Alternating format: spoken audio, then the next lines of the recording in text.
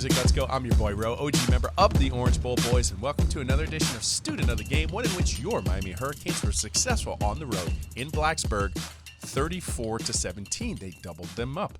And over to the film, shall we? So University of Miami is going to motion Tony across the field, and they're going to have a switch release out there to the field side. But when University of Miami comes into its pistol, the play action element to it has a little bit more life, and I'll explain. Because when we come over to the film, you see the pistol look. They're going to go ahead and do a ball fake, and that's a good ball fake by Beck. He puts the ball out. So you're going to see 8 men in the box for Virginia Tech. You can count them right here. 1, 2, 3, 4. Good job by the offensive line up front to handle this switch in the middle of the screen. You're going to see that too, but you're going to watch the linebacker flow come up. There you go. So when you have a running back next to the quarterback, directly next to him, it's a quick fake, right? You're not going to maintain the linebackers too long, but when you have it back, you can hold it just a little bit longer, and here you go. You're going to see something materialize wide open in the middle of the screen. Miami was in its 11-set personnel. That's Marion. Been super effective, especially in the middle of the field all year long. I want to go ahead and back this up, too, because we're going to look at the coverage because, again, when you have the threat of a running game and that's kind of your identity, you want to know why Beck was so free to pass. Well, you got 8 in the box. You use your play action. You suck up the defense. Now, watch what the switch release is doing over here to the top side because you're going to see right here, okay, when they switch release, you're going to also see the safety kind of respect Malachi Tony, okay? So you're going to see it. He switches release. He stays out. So on this side of the field, kind of to the field side, you're looking like a cover 2 principle. You have the safety over the top, really focusing on Malachi Tony, and that's how we go ahead and get this over route into the middle of the field. Good job by the University of Miami. We're off and running, Canes fans. 3 things are going to lead to the touchdown for the University of Miami Hurricanes, and it's the blocking up front, Malachi Tony, and it's a great anticipation ball by Beck. You see highlighted inside the box is Miami in their 12-set personnel, 1 running back, 2 tight ends pictured in line. So I want to focus on the blocking up front. In particular, pay attention to the left guard because you're going to have a blitz on this play and focus on him intently because the pass pro for the University of Miami Hurricanes on the year has been exquisite. This is no different.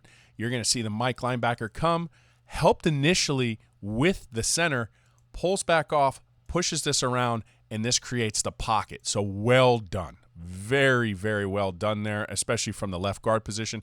They handled the blitz phenomenally. So that was key number 1. Key number 2, Malachi Tony.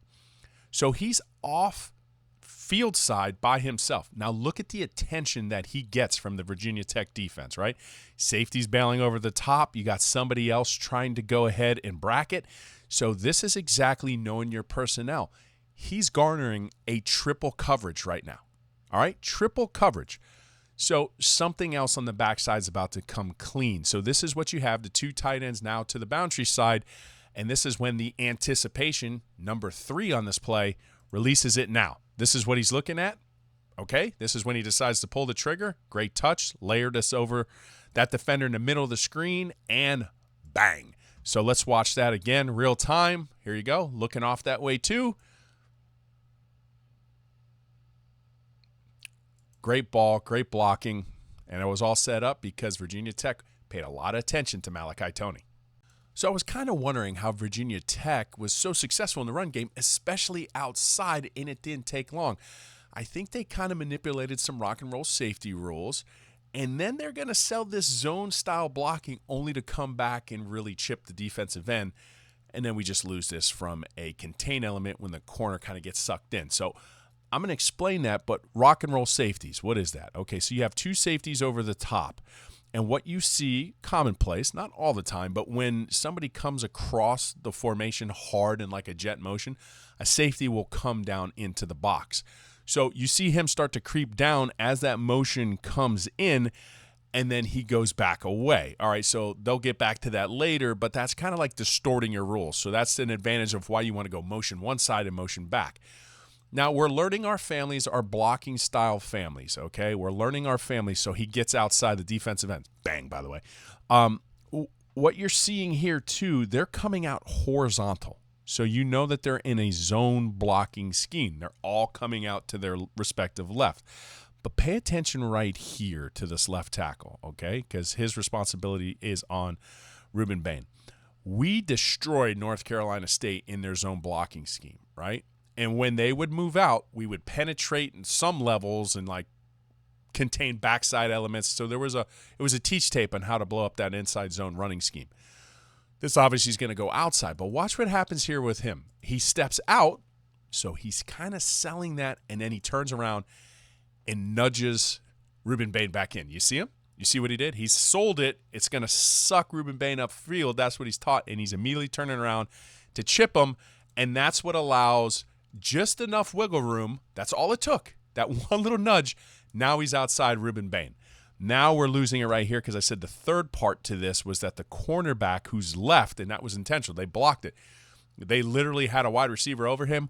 We sucked inside to hit a safety. We brought him down into the box. So now you got to make a play because this can't get outside you. You look like you're in a position. You get stutter stepped. He goes around for a big, big gain. So got outside Ruben Bain, selling that zone just to come back and hit him. Distorted some safety rules, and we kind of lost it outside. Again, quick hitter clip.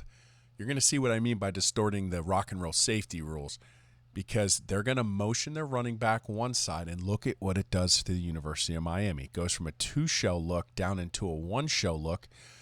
And then what does it do? Okay, now he's sucked into the box. Now the University of Miami, you can see it garners a lot of attention, and they're bringing this back out. So your single high safety over the top, you use this, and now you flood the zone. This is a flood concept. They brought 4 people distorting the rock and roll safety rules, and that's how it gets open, and that's how you get a single high safety stuck into the middle of the field. So, okay. Now, this is going to go down as a successful off-schedule play, but if this stayed on schedule, this would have been a touchdown. University of Miami is coming out, and it's 11 set personnel. Here's 1 tight end, 1 running back. That means there's 3 wide receivers, but currently you see 1 wide receiver, and that's Malachi Tony pictured here to the left of Carson Beck. Now, the route is going to be a choice right here. All right, it looks like it's choice, but here's a wrinkle. Earlier in subsequent weeks, what you saw from Malachi Tony, he would look, read the leverage of the linebacker, either make an out-breaking cut or an in-breaking cut, and you're one-on-one with a linebacker. But that's not what they do here. They're going to go ahead and do an out and an up. Okay, so this is what I'm saying. Now Malachi Tony has a step. This is a touchdown all day, but we're flushed outside the pocket, so we got to go ahead off schedule, throw this ball, way to work back to it. It becomes like a, scramble drill, work back towards your quarterback, and that's perfect, okay? But I want to go back and say right here at this juncture, I'm just reminded of a quarterback of last year. He had this innate ability to buy time, right? So instead of wholesale running, you know what the play is, out and up. I know it's going to work. Start kind of floating that way in the pocket away instead of the hard sell run. Just kind of float that way instead of taking a directional pocket directly back into the quarterback. Feel that. Come out this way, buys you the time, and then next reset, throw this ball upfield. That's a touchdown. So great wrinkle by Shannon Dawson there. Unfortunately, flushing the pocket kept this from scoring. Again, Virginia Tech's going to push this ball outside, and again, they're going to sell their zone blocking scheme. So I've highlighted in the box the left guard, and I've highlighted the defensive end for the University of Miami, and watch what happens. They're going to come out like their zone blocking, and there it is. And then what's going to happen?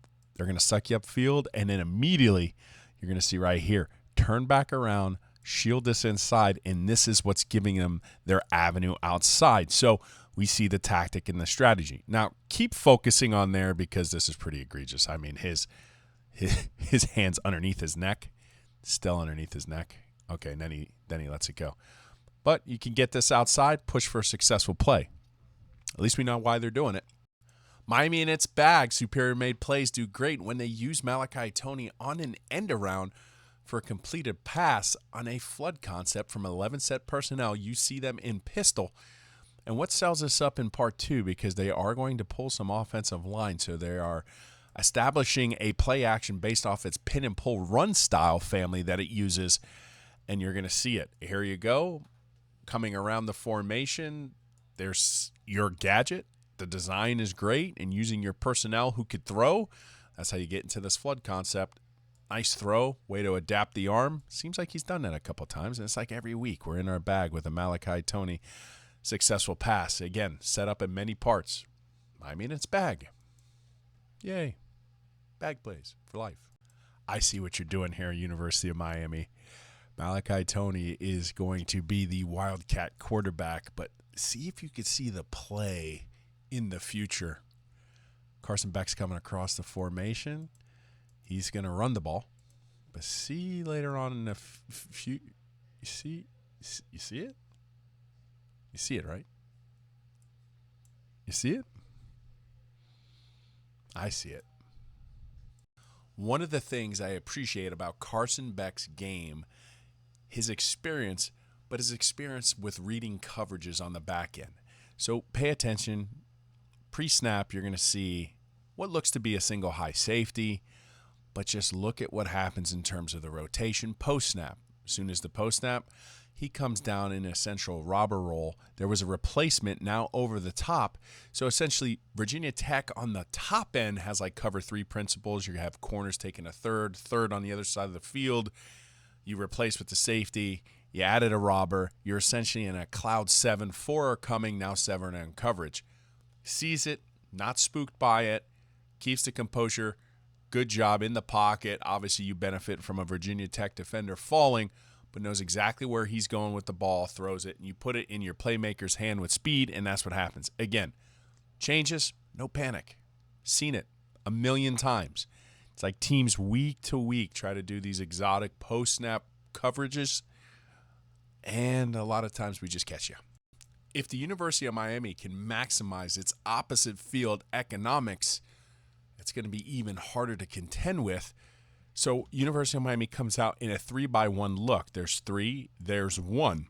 Now, post-snap, again, window change. You're going to see a safety rotate to the middle of the field, thus creating an island one-on-one. Carson Beck sees it immediately. Pay attention to his head at the snap of the ball, finds his safeties, sees the safety rotation. He immediately knows he's one-on-one on the backside. So, backside economics. You have Malachi Tony to the bunch.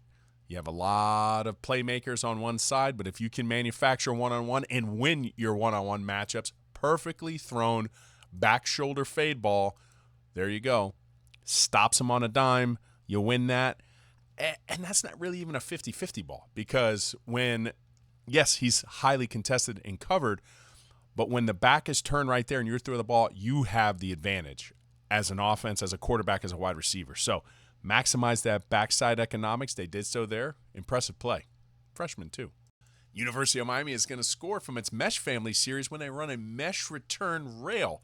I'll explain the concept first, and then we're going to go back and look at the coverage from Virginia Tech. Once again, a post-snap window change. Miami finds it. Carson Beck sees it early, and we victimize a linebacker on one-on-one coverage with a speedy running back. So the mesh return, let's explain it. Here you go. At the snap of the ball, there was a motion. Miami was in a 3-by-1. So what they're selling right here is you're going to have 2 crossers, right? You're going to have a crosser here, crosser here. That's what's known as mesh. That's not what happens here. They return, okay? And then the rail, you have the running back running up the rail, and we'll get there, all right? Because that's where the recipient of the touchdown. I'm not going to go there because we're going to set it up in parts. Okay, so let's go over to the back end, shall we? Safety, again, they look like potentially they might hover in zone coverage. There are some tells that this is man coverage because when you have a running back directly over in line with a linebacker, that could be that. And then the safety drops to the middle of the field, and on the bottom side of the screen, everybody's in man coverage, okay? So you get a linebacker one-on-one, you catch them with that rotation. There's the single high safety, so you're one-on-one man across the board. It's already too late. Carson Beck knows it. This is when the ball goes up. Linebacker's a little stiff-hipped. Running back's got a lot of speed, so great job. Way to get your personnel. I'll give you a check. The design, that's a great job too. So really close to getting in your bag, but the result's still the same. Bang. I mean, I'll give credit. Good job, Virginia Tech, but ACC, come on now. You blew the whistle? I'm going to put you in the penalty box, dude. You're blowing the whistle. What, you new to football? The thing about simulated pressures, for them to work long term, sometimes you can't simulate the pressure. Sometimes you just need to bring the pain. And University of Miami are going to bring its blitz from its simulated pressure front, and they're going to do so with a zero blitz, meaning no safeties over the top. Pictured on the screen highlighted, those are your man-on-man responsibilities. They're playing this up in straight man with no safety help. Now, there's a caveat here too, because prior to the snap, you're going to see this exit motion from a running back.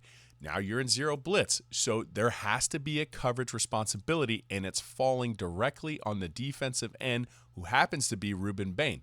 So sometimes, why is a defensive end covering a running back? I don't understand. You called the play, you have to have the contingency. That last defender in line has to go ahead and watch the running back. Now, for good reason, University of Miami, I'm glad you get home on this blitz. Virginia Tech's prerogative here was to go ahead and just block this straight up. They were trying to create a shell, but you have somebody coming free from the backside. Happens to be a safety who's tucked up on the line of scrimmage. Go ahead and make that. And I think good job, because he was even. And if he's even, he's leaving. So Miami gambles on a zero blitz from its simulated pressure front. Sometimes you can't simulate it. It worked that time. This one kind of just set me off situationally when I watched this live, because it's 4th and 11, backup quarterback is in. And, in baseball, we call it like no doubles, right? Certain situations, certain times in a game, no doubles. That means you're like corner infielders, they're going to play closer to the line so nothing goes down the line, and your outfielders back up because you're going to try to keep everything in front. Well, same kind of concept here. It's 4th and 11. You shouldn't be victimized right there, unlike a shallow out, because it sucks them up, and that's what happens. That was the one-on-one. That was the separation. So if 4th and 11, don't get beat over the top. No double moves in that situation. Obviously, Virginia Tech would score, and when you're trying to have this unjustifiable appeasement to the eye test gods, that was just one of those ones that would have kept them out of the end zone. This was a clutch play in a clutch moment from a clutch player for the University of Miami Hurricanes on this strip sack fumble. And it kind of comes at the hands of that simulated pressure-esque front. Not going to be 7, but there's 5 along the line of scrimmage. So something similar is going to happen here. You have a linebacker walked up to the line of scrimmage. Who's coming, who's not coming? Well, he's going to back away from the line of scrimmage and honor his coverage responsibility, because that's the play call. And look at what it does to the left guard. All right, left guard is blocking no one, okay? Blocking no one. So he's not helping, and something is going to materialize, right? About now, there's Akeem Messidor, because he was one-on-one with his left tackle. So that little call to keep that left guard occupied, block no one. Akeem Messidor comes around the corner, gets the strip sack, and University of Miami would roll. This had a high chance of scoring. It's going to be a tackle for loss for Virginia Tech, because we just lose it right here. University of Miami are going to use this H-back, kind of like coming across the grain, cutback counter move, and they're running a reverse. But it's this linebacker right here who's just not touched. Now look at this too, okay, because he's just unabated. Nobody's there and that. But if you got that blocked up, you just have so many people out in front. You have the numbers, so it's unfortunate there. But even though they got the 2-for-1 there, I want to go ahead and pay attention to these two savages right here, because, yeah, we see you. So they're going to 2-for-1 this right now, and they just double pancake. I appreciate that, but in the future, you go ahead and block the mic. He's the mic. That could have been a big play. And this is going to be the last clip of the evening. University of Miami Hurricanes. Carson Beck is going to throw his 4th passing touchdown of the day. Malachi Tony is going to be the recipient of it in a slot fade. But I want to point out some less obvious things to the play first, and then we'll focus on the obvious, and that's a great highlight play at the end of this. But down here at the bottom of the screen, University of Miami is in 1 running back, 2 tight ends, and their 12-set personnel. And I actually really like the route here, maybe down the road, because it's kind of like to stick and go. And I like it a lot, because you're going to see Elijah Lofton. He's going to be there in line, stick, and then he's just going to go ahead right in the middle of the field. He's open too. I'm not saying anything. You can have multiple open people on the field at the same time, so good job by the OC there. But pay attention right here. Here's my favorite part of the play, and then some, of the whole week. Of all the student of the game this week, this is it. Because his hands are up now. Ball's in the air, hands are up. Touchdown. He knows. He's seen this a million times in practice. And then we'll focus on the obvious. A 50-50 ball. Is it really 50-50 when it's Malachi Tony? Jumps up. Bang. For the final time, I'm your boy Ro, OG member of the Orange Bowl Boys. Stay safe, my friends. And as always, bang.